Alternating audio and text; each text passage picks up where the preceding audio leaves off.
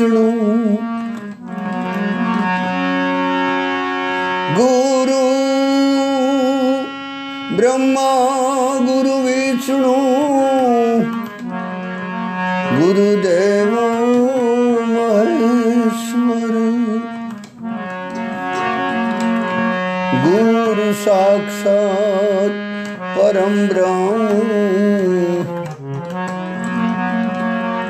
तस्मै श्री गुरुवे नमः।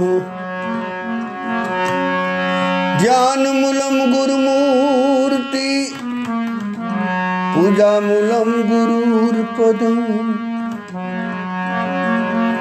मंत्र मूलम गुरुर्वाक्यम मोक्ष मूलम गुरुर्कृपा। आये हनुमंत विराजिए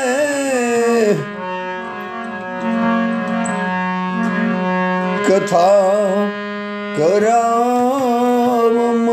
अनुसार प्रेम सहित गादी धराऊं पधार जो पवन कुमार श्यावर राम चंद्र पद प्रिय सदगुरु भगवान प्रिय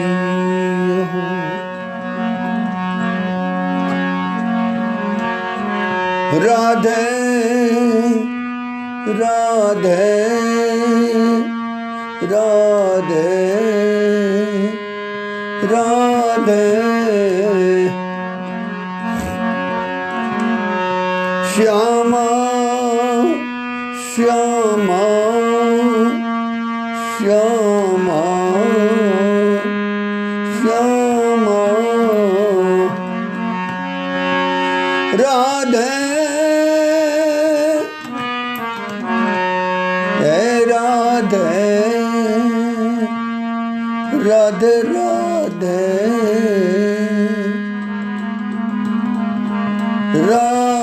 राधे श्यामा श्यामा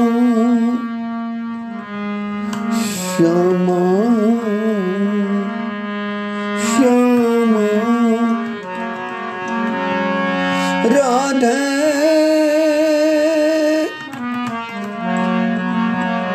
हे राधे राधे राधे श्यामा श्यामा श्यामा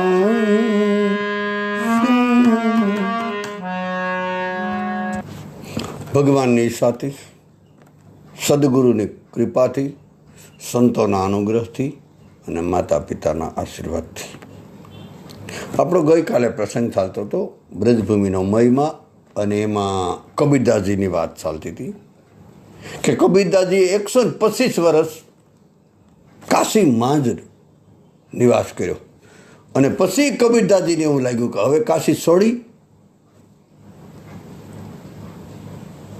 અને મારે મગધ દેશમાં જવું. એક જબરદસ્ત ક્રાંતિ છે. અને કાશી નરેશ અને કાશીના વિદ્વાનો પંડિતોને વાત કરી કે હવે હું જવાનો છે, મારે ભગવાનના ધામમાં જવાનું છે, એટલે કાશી છોડી અને મગધ દેશમાં મારો દેશ છોડવા માટે જાઉં. અને ત્યાં તો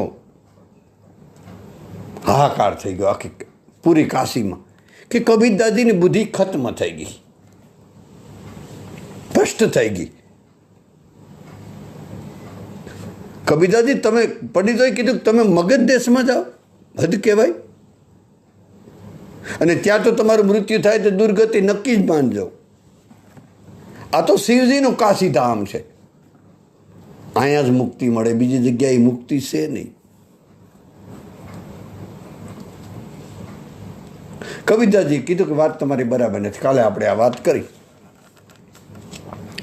કબીરદાસજી કીધું જ્યાં ભજન હોય ને ત્યાં કાશી, જ્યાં ભજન હોય ને ત્યાં વૃંદાવન, જ્યાં ભજન હોય, જ્યાં સંતો હોય ત્યાં અવધ. એટલે તો તુલસીદાસજીએ પ્રમાણ આપ્યું,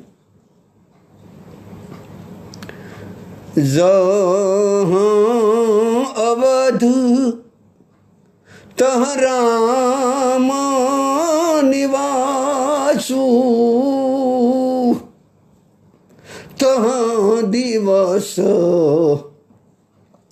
જહ ભાનુ પ્રકાશુ.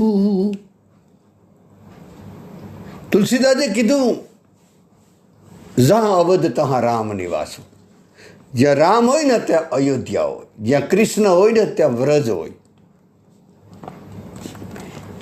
જ્યાં શિવ હોય ત્યાં કાશી હોય. એનો અર્થ આમ સીધી રીતે કરશો તો બહુ નહીં જામે.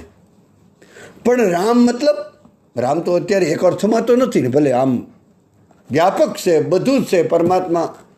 આમ તો નથી ને, કૃષ્ણ નથી ને, આમ તો નથી ને, આમ છે તો દેખાતા નથી. જેવી રીતે હવા છે પણ દેખાતી નથી, મહેસૂસ થાય. ફૂલમાં સુગંધ છે પણ મહેસૂસ થાય, અનુભવ થાય, પણ દેખાય નહીં. એટલે આમ એક અર્થમાં તો રામ દેખાતા જ નથી, પણ રામ મતલબ સત્ય.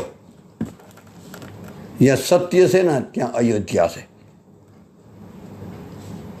જ્યાં સત્ય છે, જ્યાં પ્રેમ મતલબ કૃષ્ણ, જ્યાં પ્રેમ છે ત્યાં કૃષ્ણ છે, કૃષ્ણ છે ત્યાં પ્રેમ છે, અને પ્રેમ છે ત્યાં વ્રજભૂમિ છે. અને જ્યાં શિવ છે ત્યાં કાશી છે, ને કાશી છે શિવ. પણ શિવ દેખાય ને તો કાંઈ નહીં, પણ શિવ મતલબ જે કરુણા છે, મતલબ સત્ય, પ્રેમ અને કરુણા. જ્યાં હોય ત્યાં વ્રજ છે, ત્યાં કાશી છે, ત્યાં અયોધ્યા છે. જહાં અવધ તહાં રામ નિવાસુ, તહ દિવસ જહાં ભાનુ પ્રકાશુ. જ્યાં સૂર્ય હોય ને ત્યાં રાત્રિ હોય જ નહીં, ત્યાં દિવસ જ હોય. બસ એ અર્થમાં લેજો.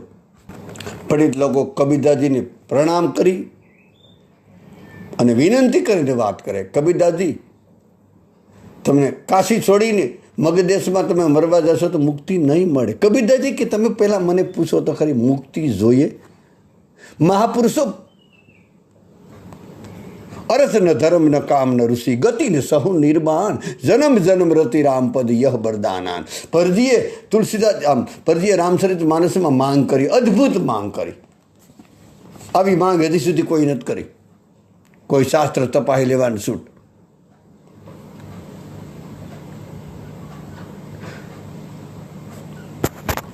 અર્થ એટલે કોઈ પૈસો, અર્થ ધર્મ. મારે ધર્મ પણ નથી જોતો. ધર્મ, અર્થ, કામ અને મોક્ષ આમાં ચારે ચાર આવી ગયું. અર્થ ન ધર્મ, અર્થ કે તો પૈસો, ધર્મ જે ધર્મનું પાલન કરીએ. તુલસીદાસજી કે ભરતજી કે મારે કાંઈ ન જોઈએ. અર્થ ન ધર્મ ન કામ ન ઋષિ, મને કામના અર્થ ધર્મ ને કામ. અર્થ ન ધર્મ ન કામ ન ઋષિ ગતિ એટલે મોક્ષ. જોવો તો ખરી, ચારે ચારને લઈ લીધા. અર્થ ન ધર્મ ન કામ ન ઋષિ ગતિ ને સહુ નિર્માણ. મારે ગતિ નથી જોઈતી, જન્મ જન્મ રતિ રામપદ યહ બરદાન ન આન. મારે બીજું જોઈતું જ નથી.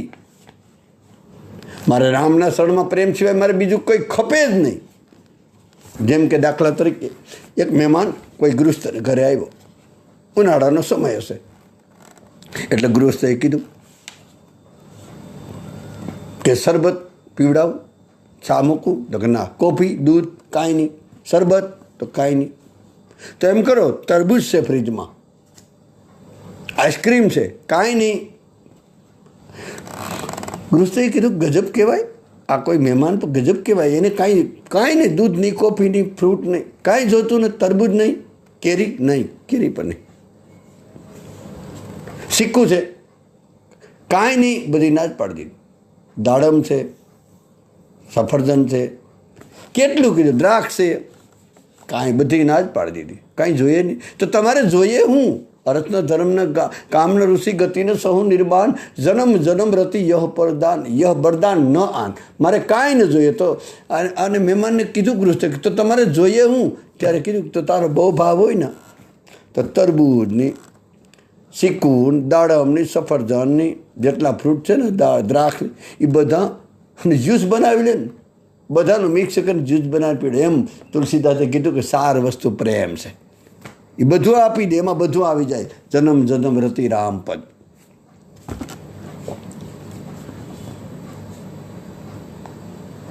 બધા લોકોએ પંડિતોએ કીધું કે કાશીમાં તો ગંગા કિનારે રહેવાથી પુણ્ય અર્જિત થાય, અને મગધ દેશમાં જે કર્મનાશા નદી છે એને કિનારે પુણ્ય ખતમ થઈ જાય.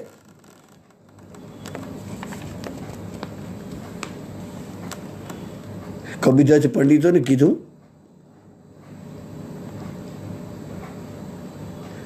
વાત તમારી સાચી છે કે કાશીધામનો મહિમા છે, એને કારણે જ પાપી પુણ્યશાળી બધા મુક્તિ પામે. પણ હું તો મગધ દેશમાં કર્મનાશા નદીમાં જઈ એમાં સ્નાન કરી અને ત્યાં જઈને મુક્તિ મેળવવી. અને જો ન મુક્તિ મળે, જોઈતી મારે મુક્તિ નથી જોઈતી, તમારી વાત તમે જે અંધશ્રદ્ધામાં બેઠા ને એ વાત ખત્મ કરવા માટે, એવું ક્યારેય ના માનવું. કબીરદાસજીએ કીધું.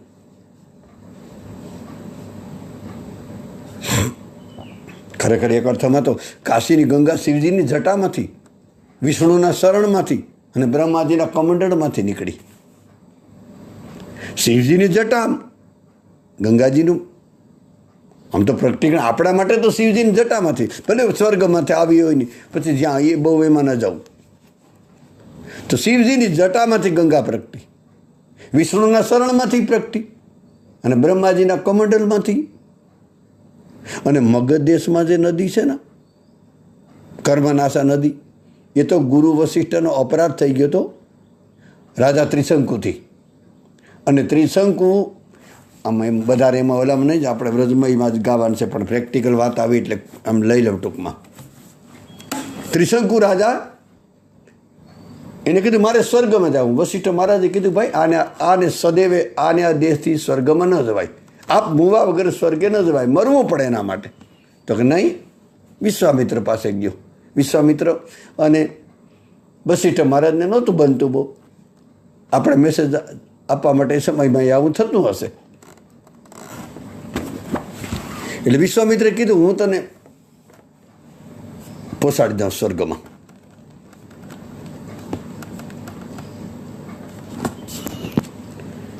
કહેવાય કે પછી ટૂંકમાં વાત, પછી વિશ્વામિત્રે કીધું જા હું તને સ્વર્ગ મોકલું. અને સ્વર્ગમાં તો ન પહોંચ્યો, અધવશેથી નીચે આવવું પડ્યું. અને એના મોઢામાંથી, ત્રિશંકુ રાજાના મોઢા જે નીચે આવતો હતો ને સ્વર્ગથી પતન તરફ નીચે, ત્યારે એના મોઢામાંથી લાળ પડી. આપણે કે લાળ પડી, એ લાળમાંથી કર્મનાશા નદી બની અને એમાં કોઈ પણ સ્નાન કરે એનો પુણ્ય ખતમ થઈ જાય. એક આવી કથા છે, એમાં આપણે બહુ જવાની જરૂર નથી. તો કબીરદાસે કીધું કે ભલે જે હોય તે.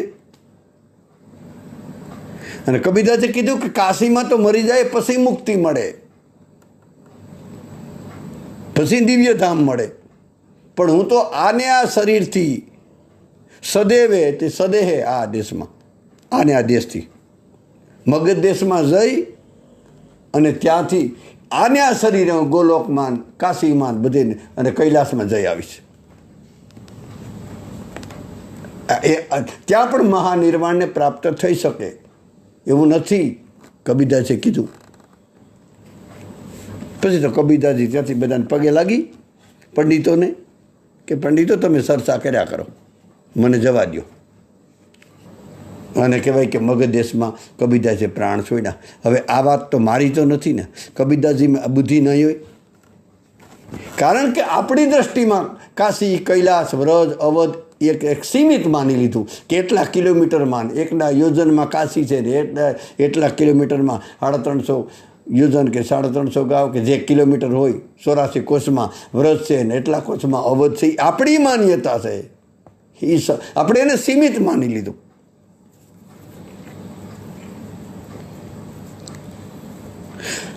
બધા ઓળખે વૃંદાવનના પરમ જ્ઞાની, પરમ ધ્યાની અને પરમ રસિક કૃપાલુજી મહારાજ. હવે તો અત્યારે નથી, છેલ્લા 8-10 વર્ષથી પરમધામવાસી થઈ ગયા. કહેવાય કે બહુ એની મોટી ઉંમર હતી, લગભગ 70-80 વર્ષ સુધીથી વ્રજમાં એને વાસ કર્યો છે, બધાને ખબર છે. જીવન પર્યત ટૂંકમાં વ્રજમાં જ રહ્યા. અને કહેવાય કે આખીરમાં એમનું મૃત્યુ બ્રજમાં નથી થયું. બરાબર ના સાંભળજો વાલા, કોઈને પૂછવું હોય તો પૂછી લીજો. વ્રજની બહાર દિલ્હીમાં થયું. તો મને આ કોઈ પ્રેમથી કોઈ જવાબ આપવા તૈયાર છે કે એ વ્યક્તિ આખી જિંદગી એવા મહાપુરુષ કૃપાલુજી મહારાજ 70-80 વર્ષ સુધી વ્રજવાસ કર્યો અને એનું મૃત્યુ દિલ્હીમાં થયું, તો શું એમની દુર્ગતિ થઈ હશે કે હું કેવું?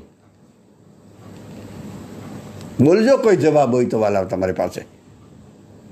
એને રાધાજીનો નિત્ય અંતરમહેલ મળ્યો હશે કે નહીં મળ્યો હશે? એને રાધાજીનું શરણ મળ્યું હોય કે ન મળ્યું? આ બધી આપણા મનની સંકુચિતતા છે, બુદ્ધિની માન્યતા. એ તમે જ વિચાર કરો, જેને 70 વર્ષ સુધી વ્રજવાસ કર્યો અને આખીરમાં આમ તો 90 વર્ષની ઉંમર થઈ ગઈ હતી અને દિલ્હીમાં એના દેહ છૂટ્યો, અને મારીમાં સૌરાષ્ટ્રમાં 84 વર્ષ રહ્યા. ટોટલ 84 વર્ષે વ્રજમાં ગયા અને 84ના ફેરા પૂરાય થઈ ગયા અને 84ની પરિક્રમાય થઈ ગઈ. હવે અહીંયા સૌરાષ્ટ્રમાં એટલા વર્ષ રહ્યા અને વ્રજમાં એનો દેહ છૂટ્યો. આ તો બધું ભગવાનના હાથમાં છે. આપણે કોણ? એની લીલા છે. એકને આખી જિંદગી અહીંયા હોય અને વ્રજમાં બોલાવી લે. એને કાંઈ કરવું નહોતું પડ્યું. એના કેટલાય સાક્ષી છે, કેટલાય ભક્તો સાક્ષી છે. કહેવાનો મતલબ આવી માનસિકતામાંથી નીકળવું આપણે બધાય. આ વ્રજ તો વ્રજ છે, એ તો રહેવાનું, પણ એવી હરીફરીને એવી જ વાત, બસ વ્રજમાં જ બધું થાય, એવી ધારણા છોડી દેવી જોઈએ. ભક્તમાલમાં કથા આવે, ભક્તમાલની કથા, નાભાજીએ જે કેટલાય સંતોના ચરિત્ર લખ્યા ને, એમાં એક રાધાકૃષ્ણ નામનો રસિક ભક્ત હતો. એનું નામ હતું રાધાકૃષ્ણ. જ્યારે અંતિમ સમય આવ્યો ને એનો, ત્યારે બેસુધ હતો અને કહેવાય કે પરિવારના લોકો એને ના પાડી હતી, મને ક્યાંય લઈને જતા. અને પરિવારના લોકો એવું લાગ્યું કે આને મારો હવે બેસુધ છે તો આને વૃંદાવન તો લઈ જઈએ. કહેવાય કે એક વાહનમાં લઈ અને વૃંદાવનમાં લઈ જવા માટે ચાલતા થઈ ગયા. આગ્રાથી થોડેક દૂર રહ્યા ને, દિલ્હી, આગ્રા દિલ્હી, ત્યાં વ્રજનો એરિયો જ નહોતો આવ્યો, અડધો માર્ગ બાકી હતો હજી. ત્યાં જે રાધાકૃષ્ણ ભક્ત હતો ને, એ શરીરથી અત્યારે મૂર્છામાં હતો, હોશમાં નહોતો, બેસુદ હતો અને જાગૃત થયો, સભાન થયો. મતલબ સુધી આવી અને ખબર પડી કે મારા પરિવારના લોકો તો મને વૃંદાવન લઈને જાય. બધા લોકોને કીધું કે મારે વૃંદાવનમાં નથી મરવું, તમને મેં કીધું ને. બધાએ કીધું તમને વૃંદાવન ગમે તો ખરી, એ ભલે મને ગમતું હોય, છતાં મારે વૃંદાવનમાં મરવું નથી. તો કારણ શું? ત્યારે કીધું કે મારું શરીર છે ને મળમૂત્રથી ભરેલું છે, ગંદુ છે, અને ગંદુ શરીર પવિત્ર ધામમાં લઈ જવું બરાબર નથી. એટલે વૃંદાવનમાં મારે નથી મૃત્યુ, મને પાછા લઈ જાઓ. અને રાધા, કારણ કે વ્રજભૂમિ તો પવિત્ર ભૂમિ છે, કે નિત્ય વિહારની ભૂમિ છે, એ શ્યામની ભૂમિ છે. અને તો ઓલા લોકોએ કીધું કે તમને ન લઈ જાય તો કમસે કમ તમારા શરીરનો અગ્નિ સંસ્કાર ત્યાં થાય એવું કરીએ. તો કે કાંઈ નહીં, જો મારા શરીરનો તમે અગ્નિ સંસ્કાર ત્યાં કરશો તો પણ મારા રાધા કૃષ્ણની, મારા શરીરની દુર્ગંધ, એના ધુવાડો નીકળે, એની દુર્ગંધ નીકળે, એ જાય.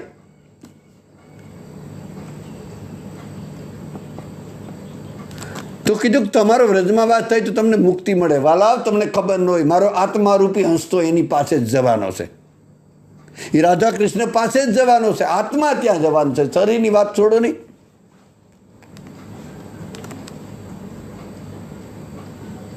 કહેવાય કે એ જ ભક્ત આગ્રાની બાજુમાં, વ્રજથી કેટલે દૂર, ત્યાં પોતાનો દેહ છોડે, પ્રાણ પોતાના ત્યાં છૂટે. એ તમે જ બોલો કે આ ભક્તની દુર્ગતિ થાય કે સદગતિ થાય, કબીરની દુર્ગતિ થાય કે સદગતિ થાય. કૃપાલજી મહારાજને આ એક પ્રશ્ન છે, 3 કોઈને બરાબર લાગે તો કહેજો, બાકી સ્વીકારવું સત્ય પણ છે. 3 વ્રજમાં વાસ થયો નથી, છતાં પણ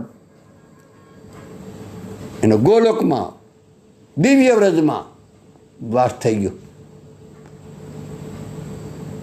આને વિલક્ષણ ભાવ કહેવાય કે વ્રજમાં નથી છતાં પણ વ્રજમાં છે, ભગવાનના ધામમાં નથી છતાં પણ ધામમાં છે. કેમ આપણે કોઈનો નિર્ણય આપી શકીએ? ભગવાન તો અંદરનો ભાવ જોવે, બાહ્ય વસ્તુ નહીં. એટલે તો કોઈ ભક્તે કીધું, एक शेर से, एक मिनट हो, मुझे इस जगत से भी मोहब्बत हो जाती है फराज, मुझे इस जगत से भी मोहब्बत हो जाती है फराज, जहां बैठकर मैं तेरे बारे में सोच लेता हूं.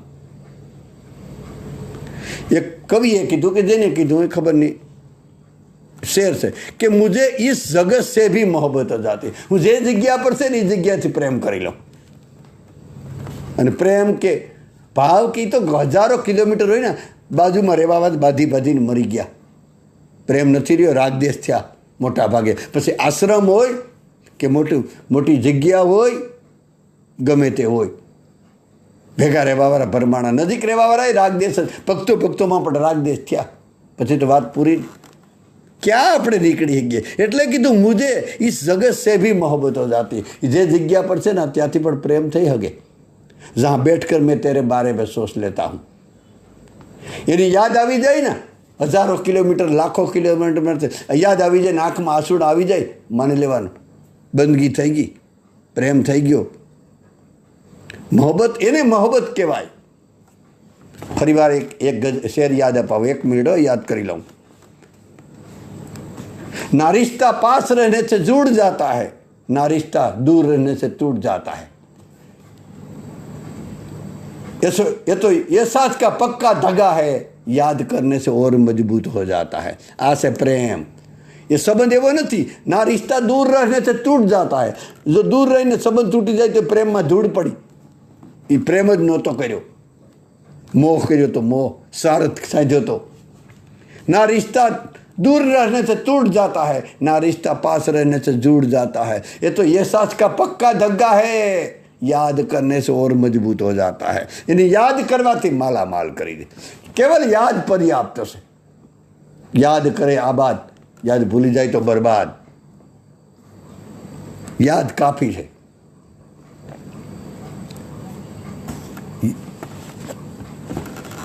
અધ્યાત્મ જગતમાં યાદ પર્યાપ્ત છે, ભૌતિક જગતમાં યાદ બરાબર નથી.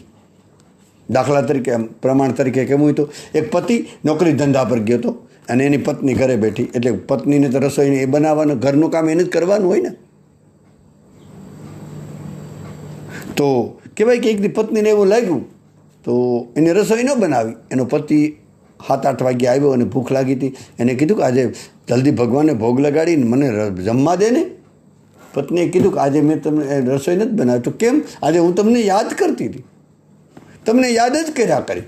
એ પતિ રાજી થઈ જાય? તમે જ બોલો. આજે આવા જ બધા પ્રશ્ન આવ્યા. પતિ રાજી ન થાય, યાદ કરવાથી ન થાય પતિ રાજ. અને કીધું હું તમને મનથી યાદ કરે તો ગમે નહીં યાદ કરતી, મારે જરૂર છે અન્નની, તારા મનની જરૂર નથી, તારે ધનની જરૂર છે. કહેવાનો મતલબ કે સંસારમાં છે ને મન આપો તો સંસારને મનની જરૂર નથી. સંસાર મન માગે નહીં, સંસાર અન્ન માગે ને તન માગે. શરીર પણ માગે અને અન્ન પણ માગે અને ધન પણ માગે. પણ પરમાત્મા મન માગે. મન મદા મદ ભક્તો મગાજીમાં નમસ્કરું. ગીતાજીમાં 18મા અધ્યાયમાં લગભગના 62મા શ્લોકમાં કીધું કે તું મને મન આપી દે ને, મારે તારું બીજું કાંઈ ન જોઈએ. આપણે જે એને જોઈએ આપવું નથી, બીજું આપણે એને આપીએ. તો કહેવાનો મતલબ, જે જગ્યા પર એક અર્થમાં આપણે એક પ્રશ્ન વળી પાછો આવ્યો, મારે કંઈક કરવું નથી પણ થઈ જાય. આપણું સ્વધામ નિજધામ કયું? પોતાને પૂછો તો ખરી કે આપણું ધામ, તો આપણે તરત જ બોલીએ વૃંદાવન ધામ. રામના ભક્ત હોય તો કે અવધધામ, શિવના ભક્ત હોય તો કે તો કાશીધામ, આપણે ત્યાં રોકાઈ જાય. આપણું સ્વધામ કયું? અયોધ્યા, વૃંદાવન કે કાશી? આ ખાલી જગ્યા પૂરું. આ ધામ બધા તો છે જ, એ તો પ્રત્યક્ષ છે.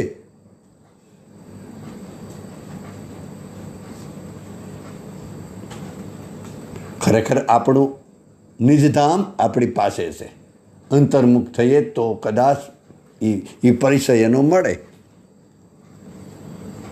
આ બધા ધામનો મહિમા જરૂર, પણ આપણાથી જ્યાં ભજન થાય, આપણા ઈષ્ટને કે આપણા સદગુરુની યાદી બની રહે, એની સ્મૃતિ થાય અને આંખમાં આંસુ આવે અને પ્રભુની કૃપાનો અનુભવ થાય, મહેસૂસ થાય, થોડો ઘણો આત્મસાત થાય, હરિનામની અખંડ સ્મૃતિ બની રહે, એ આપણા માટે વ્રત છે, અવધ છે, એ કાશી છે. નિજ ધામ, નિજ સ્વરૂપ, પોતાના સ્વરૂપ પર ભાન થાય, પણ એ જ્ઞાનનો માર્ગ છે. પણ આપણે રોકાઈને બેઠા, આપણે બીજી જગ્યાએ છે. અંદર ઉતરીએ પછી જે વ્રતધામનો મહિમા સમજાય કાંઈક અલગ હશે.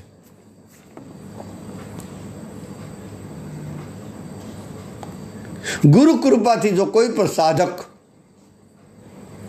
જાગૃત થઈ જાય, એવો વિવેક આવી જાય, અથવા તો એની સ્થિતિ બની જાય, પછી સભૂમિ ગોપાલ કી.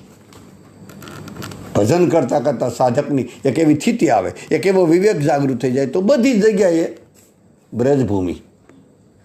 ગઈકાલે આપણે કીધું જ્યાં પગ મૂકે ત્યાં વ્રજ. ઠાકુર રામકૃષ્ણ પરમહંસે એકવાર એના શિષ્યને આમ ખાનગી વાત કરી. ઠાકુર રામકૃષ્ણ પરમહંસે કીધું કે એના શિષ્યોની કે મને તો એવું લાગે કે હું જ્યાં રહું ને એ રામની અયોધ્યા છે. આવું રામકૃષ્ણ પરમહંસ બોલ્યા. મારી વાત ગમે ત્યાં હું જાઉં નહીં, અને ભક્ત માટે ગમે ત્યાં જાય ને, આપણે ગમે ત્યાં જાય, આપણો મોબાઈલ લગભગ ભેગો જ હોય. મોટા ભાગે આ મોબાઈલ બધાને આદત હોય, કદાચ રૂપિયા ભૂલાઈ જાય પણ મોબાઈલ નથી ભૂલાતો બધાનો.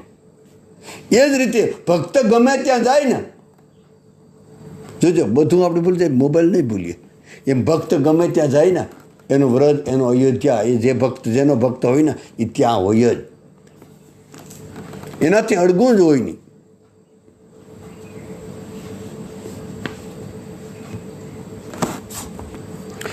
કારણ કે ઠાકુર રામકૃષ્ણ પરમહંસનો કહેવાનો મતલબ એવો છે કે હું જ્યાં જાઉં ત્યાં રામની અયોધ્યા. એનો મતલબ એવો થાય કે પૂરું વિશ્વ અયોધ્યા છે, પૂરું વિશ્વ વ્રજ છે, પૂરું વિશ્વ કાશી છે, અને વાત હાસી છે.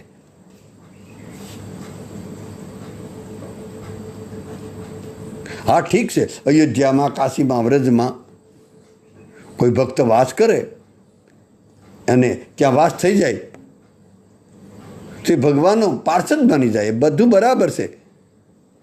ભગવાનનો પ્રતિનિધિ બની જાય, એટલી હદે ધામનો મહિમા છે.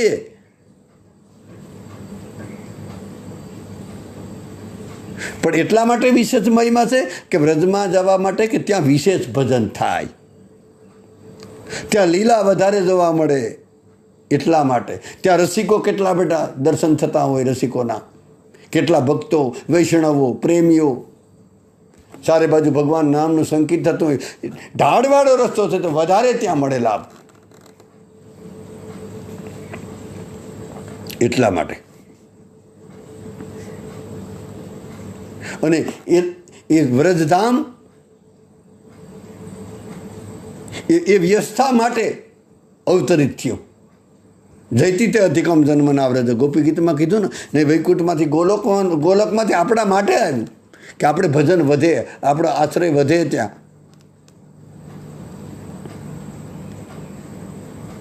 એટલા માટે જ અવતરિત થયા. પણ જે સાધક માટે જ્યાં ભજન થતું હોય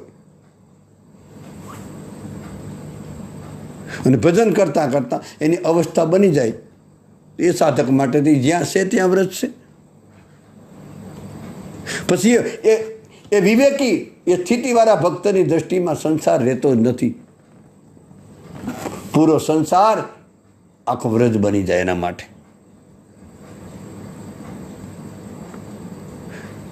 એ ભક્ત પોતાના ભવનને એટલે મકાનને, પોતાના તનને, પોતાના મનને, પોતાના ધનને, પોતાના ભજનને બધાને વૃંદાવન બનાવી લે. ભવન એટલે મકાનને, પોતાના તન એટલે પોતાના શરીરને. આ તો પ્રાસ મેળવવાની આદત છે કે ભવનને, પોતાના તનને, પોતાના મનને, પોતાના ધનને, પોતાના ભજનને વૃંદાવન. આ બધું વૃંદાવન જ થઈ જાય. અને પોતાની ઇન્દ્રિયો છે ને સખીઓ થઈ જાય.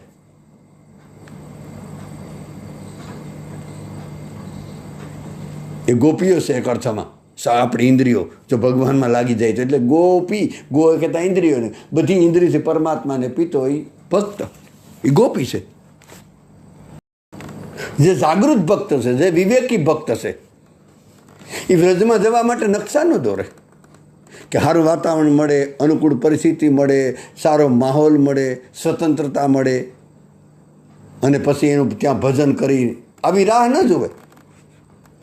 એ ગમે તેવું વાતાવરણ સંસારનું મળ્યું હોય, ગમે તેવી પરિસ્થિતિ મળી હોય, એમાં વિવેકપૂર્વક ભજન અને સત્સંગ પર શોધી લે ને ભજન પર શોધી લે. અત્યારે તો કેવી સુવિધા છે ભજન કરવા માટે.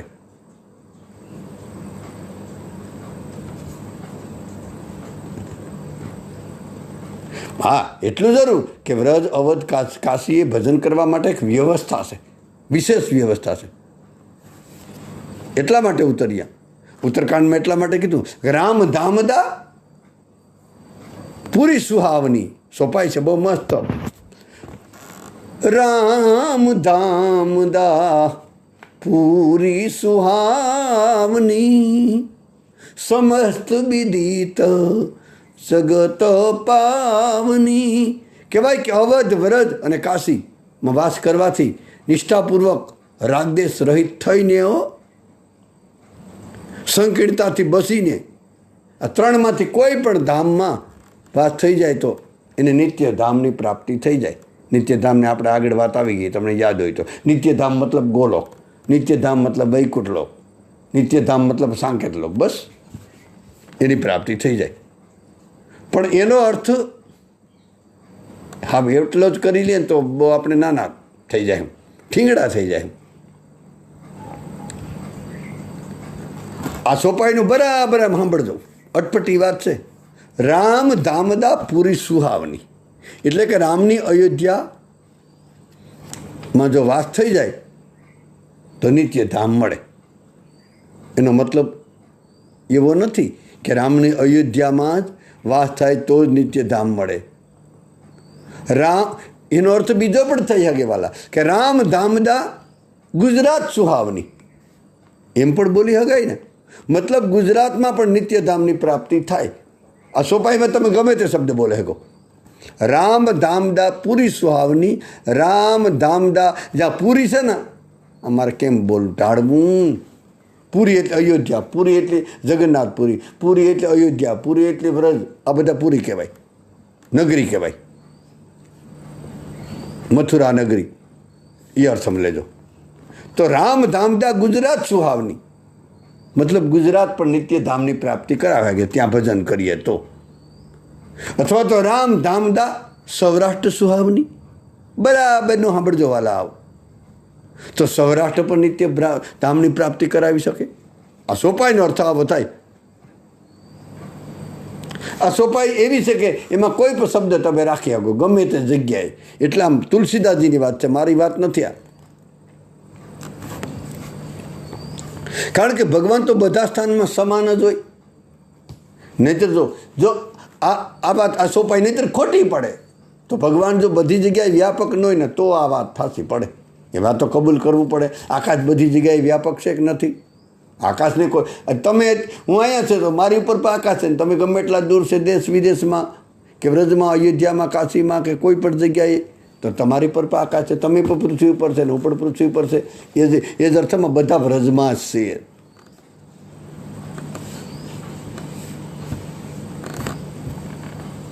કારણ કે ભગવાન તો બધા સ્થાનમાં સમાન છે. હરિવ્યાપક સર્વત્ર સમાના. હા, પણ ઉપાસનાની એક વ્યવસ્થા જરૂર હોય. અવધ હોય કે કાશી હોય કે વ્રજ હોય એ ભૂમિ પર વિશેષ ત્યાં વિશેષ રૂપમાં દિવ્ય પરમાણુ વધારે હોય. ત્યાંનું વાતાવરણ આપણું મન આ ત્યાંના વાતાવરણમાં આપણું મન સહજ રીતે લાગે એટલા માટે વાત છે. જે સત્ય સત્ય જ રહેવાનું છે, જરાય પણ આમથી આમ નથી કરવાનું. ત્યાં મન આપણું આમ વિશેષ રૂપમાં એને લાભ મળે, મનને સુવિધા ત્યાં વધારે છે. એટલે નિત્યધામની પ્રાપ્તિ વહેલી થાય ત્યાં, અહીંયા જરાક મોડી થાય. પણ એવું નથી લાગતું કે ધામની અપેક્ષા રાખવી એ પણ એક ઈચ્છા છે. હાસુ વાત કરીએ તો આ લેવલની વાત, ઉસ્કોટીની વાત મહાપુરુષોએ કીધી કે વ્રજમાં વાસ કરવો એ પણ એક ઈચ્છા છે, ભગવાનના દર્શન કરવા એ પણ એક ઈચ્છા છે. ને ઈચ્છા છે ને ત્યાં સુધી હજી લાગ્યા ભાગ્યાની વાર છે. બધી જ ઈચ્છાઓ હટાવવી પડીએ, સાત્વિક હોય કે આધ્યાત્મિક હોય કે ધાર્મિક હોય, બધી જ ઈચ્છા ખતમ, ત્યારે ઘટના ઘટે. હજી તો આપણી ઈચ્છામાં જીવીએ, હરી ઈચ્છામાં નથી જીવતા. હજી તો આપણી ઘણી ઈચ્છા છે. પણ મોરારી બાપુએ એવું કીધું કે ભગવાનની ઈચ્છા એ પણ એક ઈચ્છા છે.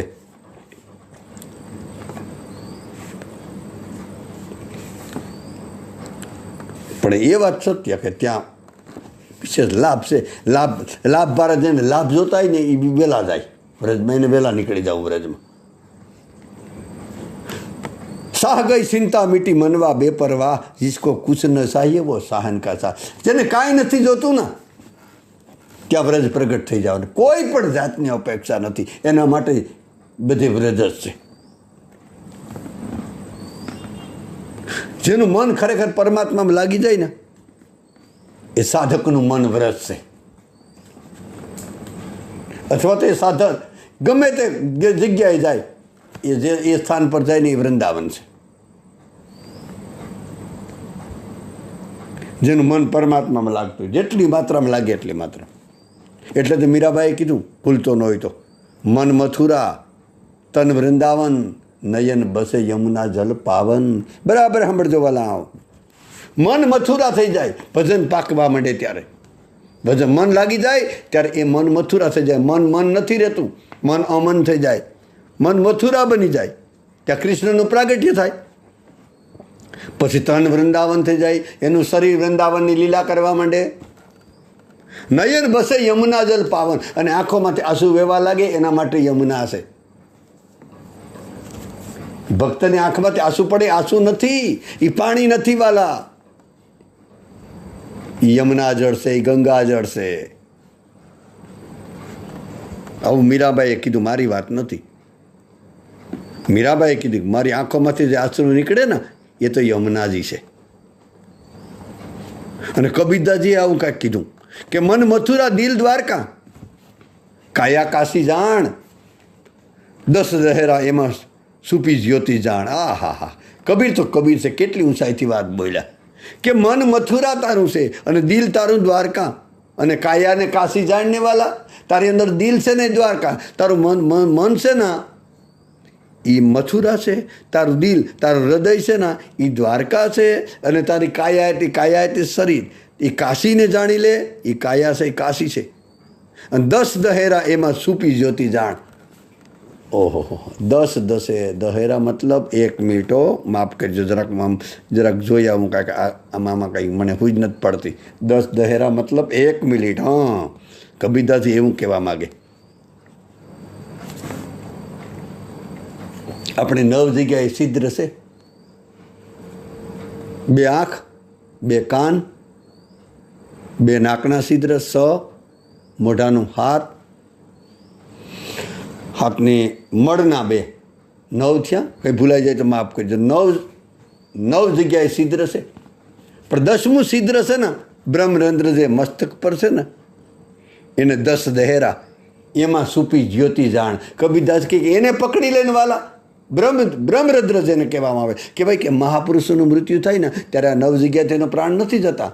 9 કાણામાંથી 10મું છે બ્રહ્મરંધ્ર, એટલે કે આપણા કપાળથી ઉપર, જ્યાં આપણે આમ માથા ઉપર હાથ રાખીએ ને ત્યાં આમ શું કહેવું, કેમ કેવું મારે એમ ટાળવું, આમ એવો અવાજ તો આપણે નહીં સાંભળી શકીએ, પણ આમ લવકારા એમ થતા હશે. ત્યાં કોઈક જેમ આપણું હૃદય ધક થાય ને એવો અવાજ આવતો હોય, આપણે નથી સંભળાતું.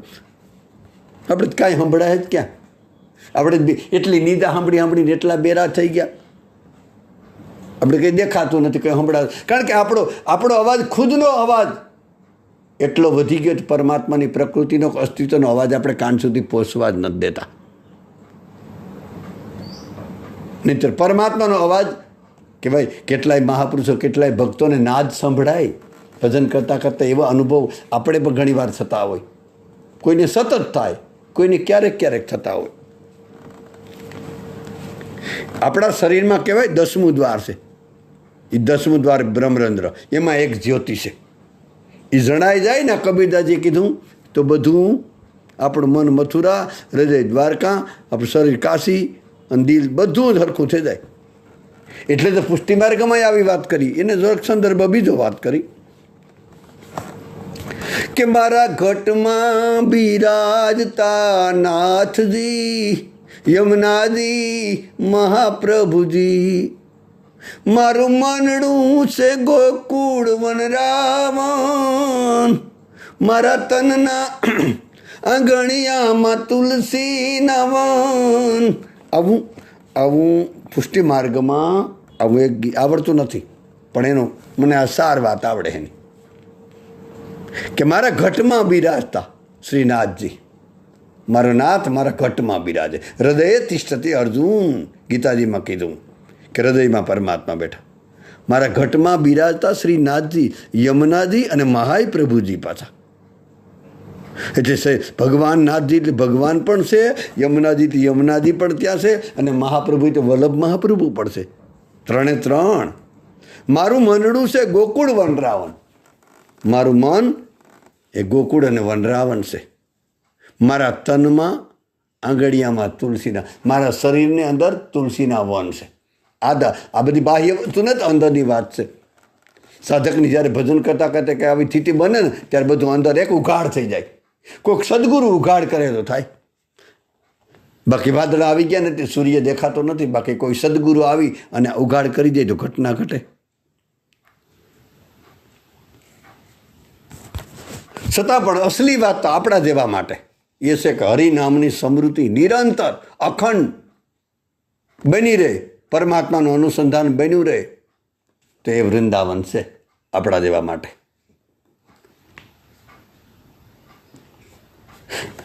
વ્રજ ભક્ત એટલે કોને કહેવું? વ્રજવાસ કોને કહેવું? વ્રજમાં કાયમ વાસ કરી લે એને વ્રજ ભક્ત કહેવું? કે વ્રજમાં આવતો જાવતો રહે એ વ્રજ ભક્ત કેવો? કોને એક મુસીબત થાય, કોઈ પ્રશ્ન પૂછે કે ભાઈ વ્રજ ભક્ત એટલે હું, કે વ્રજમાં રહેતો એને? વ્રજમાં તો ગુંડાઈ રહેતા હોય, ડાકુ રહેતા હોય, ખિસ્સા કાતરું રહેતા હોય, તેને ભક્ત માનવા? અને વ્રજવાસ એટલે હું? વ્રજવાસ થઈ ગયો પ્રમાણ હું આપણી પાસે?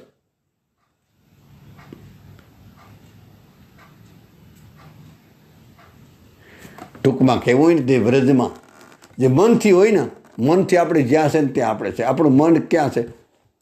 આમાં કેમ કેવું? આપણું મન જો પૈસામાં વધારે રહેતું હોય તો આપણે પૈસામાં વાસ છે આપણો. આપણું મન ભોગમાં રહેતું હોય તો આપણે ભોગમાં વાસ છે. આપણું મન પરિવારમાં પોતાના ફાટી પડ્યા હોય પોતાના પરિવારની પાછળ, તો પરિવારવાસી છે આપણે. આપણે વ્રજવાસી નથી. કોઈ ધનવાસી છે, કોઈ ભોગવાસી છે, કોઈ પરિવારવાસી છે, કોઈ કુટુંબવાસી છે.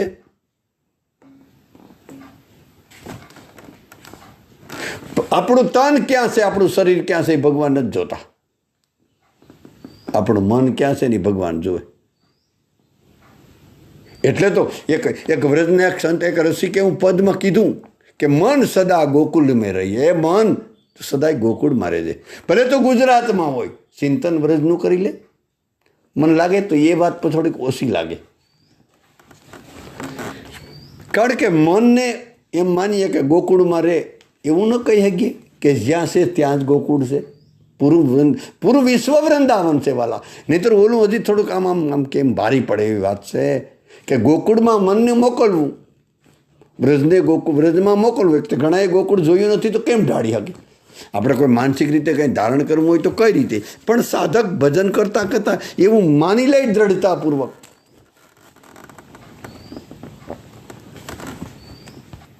આપણે ઘરની કોઈ એ વ્યક્તિ સજ્જન વ્યક્તિ હોય, વડીલ વ્યક્તિ હોય અને એ વ્યક્તિ બોલી દે, આપણે મકાનમાં બંગલામાં રહેતા હોય અને એ વ્યક્તિ એવું બોલી દે કે આપણા ઘરમાં આજે મને ભૂત દેખાણું, તો આપણે શંકા ન કરીએ, કારણ કે વડીલ વ્યક્તિ ઉપર ભરોસો હોય.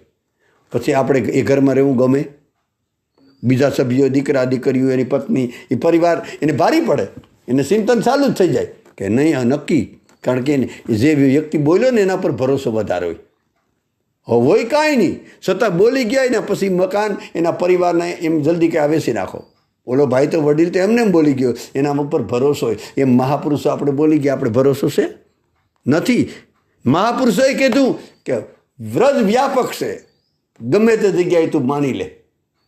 પાકિસ્તાનમાં હોય કે અમેરિકામાં હોય કે આફ્રિકામાં હોય કે લંડનમાં હોય કે દેશમાં વિદેશમાં પરદેશમાં જે જગ્યા હોય, સબભૂમિ ગોપાલ કે ભાવ કરી લે બસ.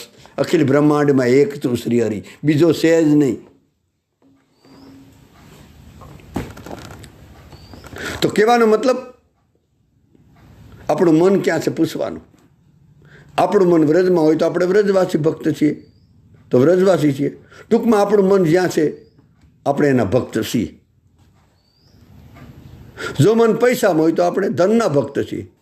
આપણું મન સંસારમાં રહેતું હોય તો આપણે સંસારના ભક્ત છે. આપણું મન ભોગમાં રહેતું હોય તો ભોગના ભક્ત.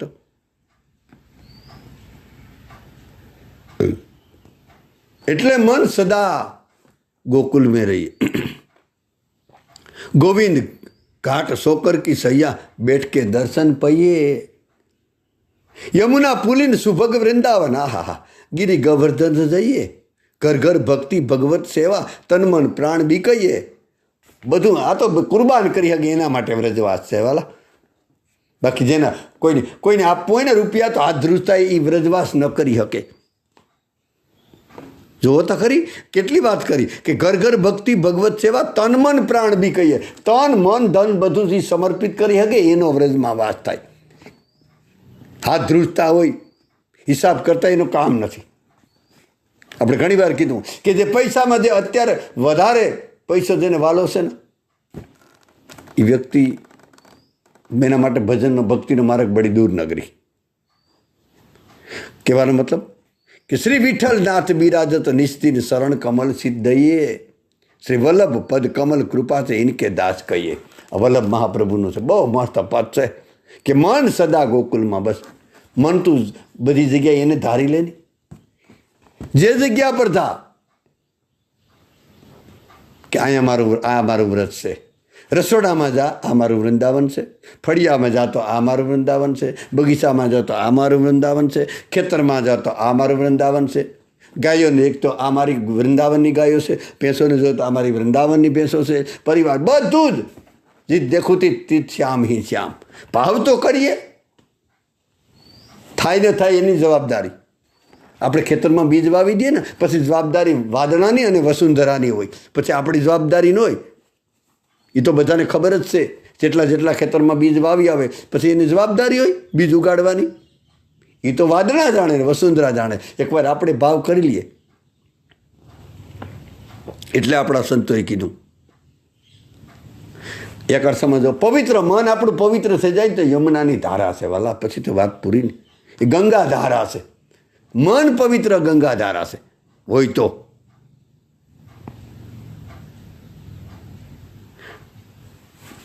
આમ તો પવિત્ર મન થઈ જાય ને ખરા અર્થમાં કેવું હોય તો ઈશ્વર અને પવિત્ર મનમાં કોઈ અંતર નથી. ને નહીંતર મનને આપણે કેટલું ઠુકરાવ્યું. મન આમ છે, ગીતાજીમાં કીધું સંચાલિત પ્રમાથી બલવત ને આળસુ છે ને, પ્રમાથી છે ને, મજબૂત છે ને, આમ છે ને તેમ છે ને, ઘણી બધી વાતો ગીતામાં કરી. શરૂઆતમાં 6ઠા અધ્યાયમાં અર્જુન પાસે ભગવાન અર્જુન કબૂલ કરે ભગવાન મન સંચલ છે, આળસુ છે ને, પ્રમાદી છે ને, બળવાન છે ને, છેતરપિંડીવાળું છે ને, નીકળી જાય પછી કહેતું નથી ને, ખબર વગરનું વયું જાય ને, આવું ઘણું બધું કીધું. ભગવાને 10મા અધ્યાયમાં કીધું એવા શું કરવા તું જ્ઞાન માર્ગી થા. મેં 10મા અધ્યાયમાં વાત તે ખાનગી વાત કરી પકડી લે ને, ત્યારે ભગવાને શું કીધું 10મા અધ્યાયમાં કે વિભૂતિઓમાં મન છે, ઇન્દ્રિયોમાં મન છે. અર્જુન નાણાથી સસ્તી વાત બીજી દુનિયામાં કોઈ ન હોય.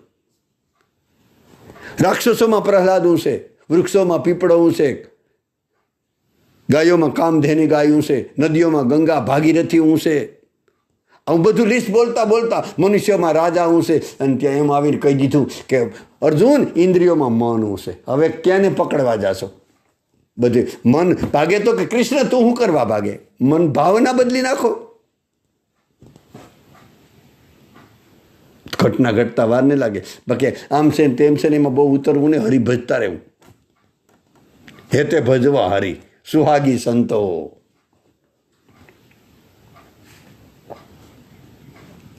આપણા સંતોએ કીધું ને, આપણે બધાને ખબર પડશે કે કોઈ પણ વસ્તુ આપણા ઘરમાં આવે અથવા કોઈ પણ એના ઉપર તુલસી પત્ર અથવા ગંગાજળ પધરાવી અને ભગવાનને અર્પણ કરી દઈએ, તે પ્રસાદ થઈ જાય કે ન થઈ જાય એ તો બધાને ખબર છે કે નહીં.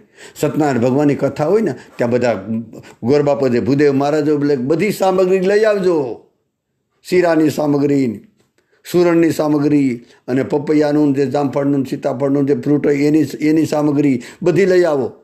દૂધ લઈ આવો, તુલસીપત્ર લઈ આવો, અને પછી થાર ઢાંકી દે અને પછી તુલસીપત્ર પધરાવી દે. ખાલી તુલસીપત્ર એવડું જ હોય, આપણે બધાને ખબર છે. ધરાર આપણે છટકી જાય. અને પછી એ જ ગોરબાપો ભૂદેવ મહારાજ એમ નહીં બોલે કે આ સામગ્રી ઉપાડો, પછી કે આ પ્રસાદ બધાને વેચી દો, તો તરત જ પ્રસાદ બની જાય. એ જ રીતે આપણા દરેક વિચારમાં, આપણા બધા જ વ્યવહારમાં, નોકરીમાં, ધંધામાં, ખેતીમાં તુલસીપત્ર મતલબ ભગવાનનું નામ. ધંધો કરીએ તો ભગવાનનું નામ સાથે રાખવાનું, ખેતી કરીએ તો ભગવાનનું નામ સાથે રાખવાનું. ટૂંકમાં અનુસંધાન પરમાત્મા નામરૂપી સમૃદ્ધિ મતલબ તુલસીપત્ર પધરાવી દઈએ. અને જો તુલસી ભગવાનના નામની સમૃદ્ધિ નહીં હોય, એમને એમ તમે ગમે એ કામ કર્યું હશે એ ધૂળ સમાન છે, માફ કરજો. ભગવાન જેમ તુલસી પત્ર વગરનું તમે ગમે એટલી વસ્તુ હોય એ તમે ગીતાજીમાં કીધું પાપ ખાવ. ભગવાનને ધર્યા વગરનું, ભગવાનને ભોગ લગાડ્યા વગર કોઈ પણ વસ્તુ કંઈ પણ કરવામાં આવે ને બધું પાપ છે. પછી ધંધો કરતા હોય તો પાપ છે, ખેતી કરતા હોય તો પાપ છે, નોકરી કરતા હોય તો પાપ છે. એટલે એને અર્પણ કર્યા કરીએ, કૃષ્ણાર્પણ.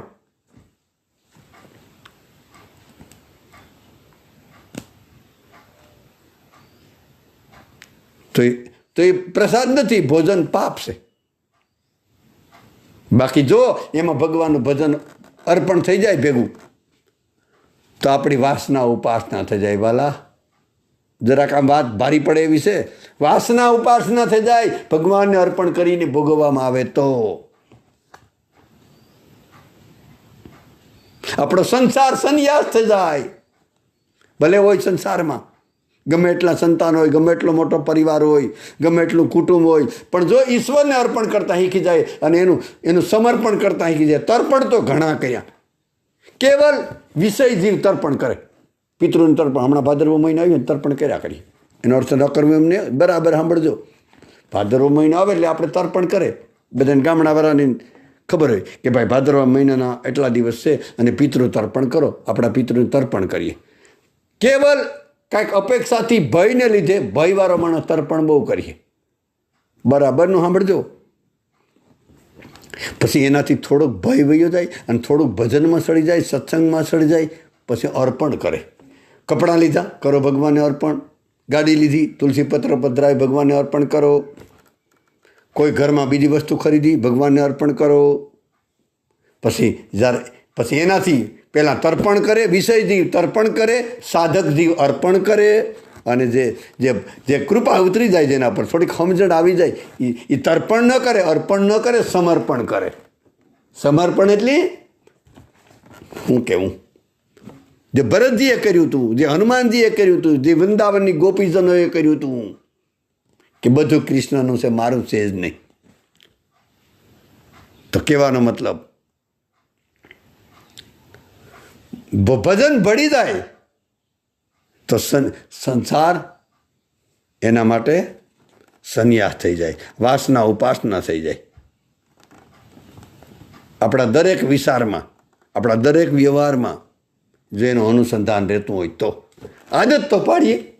એને કહેવું કે તું યાદ કરીને મને, હું તો તને યાદ નથી કરી શકતો. અને એ યાદ પહેલાં કરે ને, એ ભગવાન આપણે યાદ કરે પછી જેને આપણે યાદ કરી શકીએ. બાકી આપણું ગજું નથી એને યાદ કરી શકીએ. તો કહેવાનો મતલબ કે સ્મૃતિ અથવા તો ચિંતન એનું તુલસી પત્ર જો પધરાવવામાં આવે તો આપણો વ્યવહાર, આપણો વિચાર, વ્યાપાર, વાણી, વર્તન, સ્વભાવ, જીવન બધું વૃંદાવન.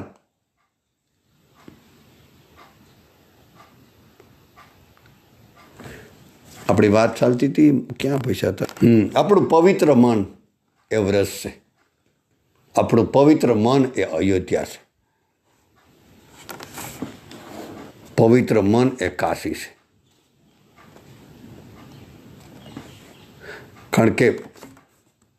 કારણ કે મન એ વ્રજ છે અને કૃષ્ણ એ આત્મા છે. મન એ અવધ છે અને આત્મા એ રામ છે. મન એ કાશી છે અને શિવ એ આત્મા છે. વ્રજમાં જવાય તો ધન્યવાદ, વ્રજમાં વાસ થઈ જાય તો વિશેષ ધન્યવાદ, પણ ન જવાય તો વ્રજને અહીંયા બેઠા બેઠા યાદ કરીએ, જે જગ્યાએ હોય એ જગ્યાએ. રામચરિત માનસના ઉત્તરકાંડમાં એક કથા આવે કે ભગવાન રામનો રાજ્યાભિષેક પછીનો જે પ્રસંગ છે, સુગ્રીવ, વિભીષણ, નલ, નીલ, યંગદ, જાંબુવાન વગેરે વગેરે, બીજા બધાને આપણે નામ ના આવડતા, દિવિદ ને મયંદ ઘણા બધા હશે, એમાં પણ આપણે એટલા કહેવાય કે જ્યારે લંકા પર વિજય થયો પછી ભગવાને કીધું તમને હું આપું, તમે મને મારી સેવા બહુ કરી.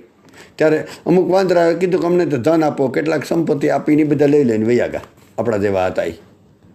અને સુગ્રીવ, વિભીષણ, નલ, નીલ, દિવિદ, મયંદ, જાંબુવાન એ લોકોએ શું કર્યું કે ભગવાન અમારે કાંઈ જોઈતું નથી, તમે જો અમારા પર પ્રસન્ન હોય તો અમારે એક ભગવાન કે તમે જે જોઈએ તે માગી લ્યો. ત્યારે કીધું કે અમને અવધમાં સાથે લઈ જાય ને, અમારે અયોધ્યામાં વાસ કરવો.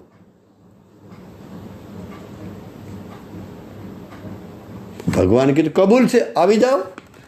પુષ્પ વિમાનમાં બેસાડી લીધા. આ કથા આપણે ખબર છે. આ જેટલા હતા ને આ બધા મુખ્ય બધા એને કીધું અમારે તો અયોધ્યામાં વાસ કરવો, અમે પૈસામાં ફસાવાવાળા માણસો નથી, અમારે ધન ન જોઈએ, અમારે તો અવધ જોઈએ, અમારે ધામ જોઈએ, ધન નહીં. ભગવાન કે કાંઈ વાંધો ને આવી ગયા. આવ્યા અહીંયા તો અયોધ્યામાં તો બધું ત્યાર બેઠા ખાવા પીવાનું બધું સુવિધા, ધામમાં તો બધી સુવિધા હોય ને. ધામ તો એને કહેવાય જ્યાં બધું મળી જાય, બધી જ સુવિધા પરમાત્મા, એનું ધામ. ધામ એટલે ભગવાનનું ઘર છે, ભગવાનનું ભવન છે. કહેવાય કે 6 મહિના વીત્યા, આ બધાએ ત્યાં વ્રજવાસો અવધવાસ કરી લીધો બધાએ.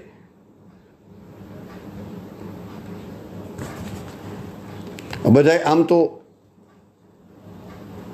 અયોધ્યામાં જ બધાએ અયોધ્યાવાસી થઈ ગયા, પણ મનમાં ઘરની યાદ આવે. કોઈને કિસ્કિંધા યાદ આવ્યું, સુગ્રીવની કિસ્કિંધા યાદ આવ્યું, વિભીષણ લંકા યાદ આવી. પોતપોતાને બધાને પોતાનો પરિવાર, પોતાના છોકરા, પત્ની યાદ આવ્યા. કઈ પણ ન હોગે મોટા ઉપાડે કે મોટા આપણે ભગવાને કે ભગવાન કેમ કહેવા જાઉં કે પણ તન કી જાણે મન કી જાણે, જાણે ચિત્ત કી સોરી, ઇનકે આગે ક્યાં છુપાય, જીને આ જીવન કી દોરી. પરમાત્મા તો રામ તો બધું જાણતા જ હોય. એટલે રામજીએ બધાને એકવાર બોલાવ્યા એકાંતમાં, તમે સંકોચ શું કરવા કરો, તમારે જે મનમાં હાલતું બોલી જાઓ. તો કે ના ભગવાન રહેવા દો, બસ એટલું ઘણું. ભગવાને કીધું તમને અયોધ્યા ધામમાં વાસ મળ્યો અને તમને લંકા અને કિસ્કિંધા નગરી યાદ આવે તો એક કામ કરો ને, તમે બધા ઘરે જાઓ, ઘરે જઈ તમારી ફરજ બજાવો, તમારું કર્તવ્ય બજાવો. કારણ કે તમે કર્તવ્ય અધૂરા મૂકીને આવ્યા એટલે તમારે પાછો ધક્કો થવાનો છે. યાદ રાખજો વાલા, આપણે બધાએ પણ કર્તવ્ય બજાવવું, નહીંતર કર્તવ્ય બજાવવા પાછું લાખ કોશિશ કરો ના, અસ્તિત્વ છોડવાનું નથી. પરિવારનું હોય, કુટુંબનું હોય, ઘરનું હોય, કોઈ પણ આપણા ભાગમાં જે ફરજ આવી, જે કર્તવ્ય નહીં બજાવીએ, લાખ કોશિશ કરો એમાં છટકી શકવાના નથી. હા, એટલું યાદ રાખવાનું કે કર્તવ્યમાં આખી જિંદગી પડ્યું નથી રહેવાનું, પણ એટલું કૂદીને નીકળવું નહીં કે કર્તવ્યથી બજાવવાનું ને આપણે નીકળી જઈએ. કર્તવ્ય બજાવતા ભજન કરતાં પરમ કર્તવ્યમાં પ્રવેશ થઈ જાય, ત્યારે ઘટના ઘટે. આ લોકોને કર્તવ્ય બજાવવાનું બાકી હતું અને મનમાં યાદ આવતું હતું ઘર. ભગવાને કીધું એક કામ કરો, તમે તમારી ફરજ બજાવવા ચાલ્યા જાઓ. અવધ જેવા ધામ, અયોધ્યા જેવું ધામ, અને એમાં તમે તમારા સંસારને યાદ કરો. ગજબ કહેવાય, તો હદ કહેવાય. અવધમાં તમને વ્રજમાં રહીને પછી સંસારને પાછો યાદ કરાય કે અમે છોડીને આવ્યા તો બધું બરાબર નથી કર્યું, બહુ ખોટનો ધંધો કરીએ તો હતા. ભગવાને કીધું આમ ઠપકો ના આપ્યો. રામ તો રામ, મર્યાદા. કૃષ્ણ હોય તો થોડાક આમ આગા પાછા કરત કે હાલી હું નીકળ્યા હતા તો બધું છોડીને આવવાનું તમને કોઈને કીધું હતું? પણ રામ રામ છે, રામ સમાન નિગમ બને, રામ મર્યાદા પુરુષોત્તમ. એને પ્રેમથી કીધું કે તમે બધા વ્રજમાંથી, અયોધ્યામાંથી તમારા ઘરે જાઓ ધામ છોડીને. તમારી યાદ અને અહીંયા તમને યાદ સતાવે એના કરતાં તો બહેતર છે કે તમે તમારા ઘરે જઈ કિષ્કિંધામાં, લંકામાં જઈ અને અવધને યાદ કરજો, મને યાદ કરજો. બસ એ જ રીતે આપણે પણ વ્રજમાં હોવા છતાં વારંવાર ઘરનું, સંસારનું ચિંતન કર્યા કરવું. તો આપણે વ્રજમાં હોવા છતાં આપણે સંસારમાં છીએ, યાદ રાખજો. અને જો સંસારમાં રહીને ભગવાનનું, વ્રજનું ચિંતન કર્યા કરીએ ને સંસારમાં રહીને, હા વ્રજમાં રહીને, અયોધ્યામાં રહીને સંસારનું ચિંતન કરીએ, લાભ તો મળવાનો, પણ સિનમય લાભ નહીં મળે, દિવ્ય લાભ નહીં મળે. એટલું જરૂર વ્રજ તો મળશે, રસિકો તો મળશે, એ તો કબૂલ કરવું જ પડે. તો કાય અને વાસા મનસેન્દ્રિય એરવા બુદ્ધિયાત મનાવા પ્રકૃતિ સ્વભાવાત કરોબી યતતમ સકલમ પરસ્મે નારાયણેતિ સમર્પયામિ. સર્વભવંતુ સુખિનમ સર્વસંતુ નિરામ્યા સર્વભદ્રાણી પશ્યંતુ મા કચ્છરી દુઃખ ભાગ ભવે. બધાના હૃદયમાં બિરાજેલા ભગવાનને અને બધાના શરણમાં દંડવત. જય શ્યારામ, રાધે રાધે. બધું કૃષ્ણ અર્પણ. હરય નમઃ, હરય નમઃ, હરય નમઃ. તવદીય વસ્તુ તુભ્યમય સમર્પે. જય શ્યારામ, રાધે રાધે.